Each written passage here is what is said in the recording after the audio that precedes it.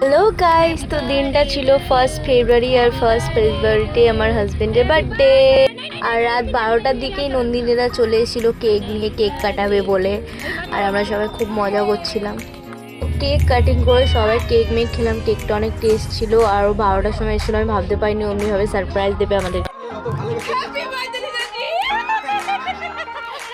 পুতুল সকালে তাড়াতাড়ি রেডি সেডি হয়ে কেকটা নিয়ে চলে এসেছিল। ওর মন পছন্দের জিজাকে গিফট দিয়েছে কেকটা।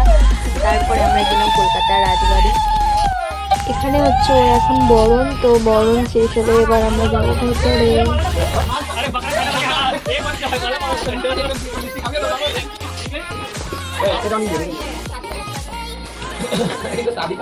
তো কলকাতার রাজবাড়িতে আমাদের একটা গুপ্ত রুমে পাঠিয়ে দিল। তো এই রুমটা খুব সুন্দর লাগছিল, দেখতে পাচ্ছ কাশ্মীর কাশ্মীর ফিল হচ্ছিল।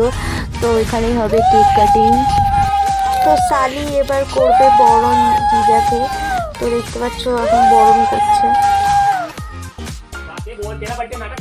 শঙ্খ বাজিয়ে তোমার বরণ করেছি, তোমার বার্থডে দিন সবাই। পুতুলের পর এবার নন্দিনীর টান। তো নন্দিনী এবার বরণ করে নিচ্ছে।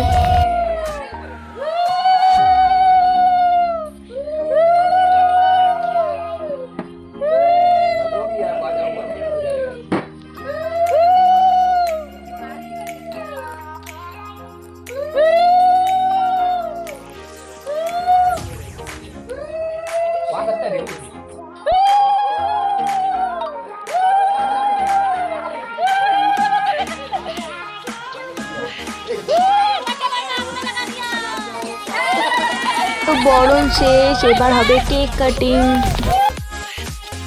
Happy birthday to you, happy birthday dear you, happy birthday dear Papa, happy birthday to you.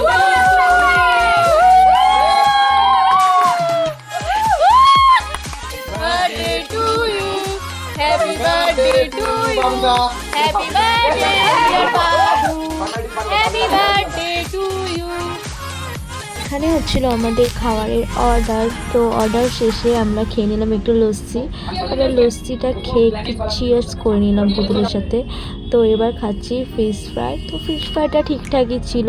তারপরে আমাদের মহাভোজ থালি চলে এসে বার্থডে বয়ের জন্যে। তো মাটন থেকে শুরু করে ভেটকি পাতুরি থেকে শুরু করে সব কিছুই ছিল, যেটা একটা বাঙালি থালাতে থাকে, মানে সব কিছুই ছিল। বার্থডে বয় স্পেশাল মহারাজ থালি।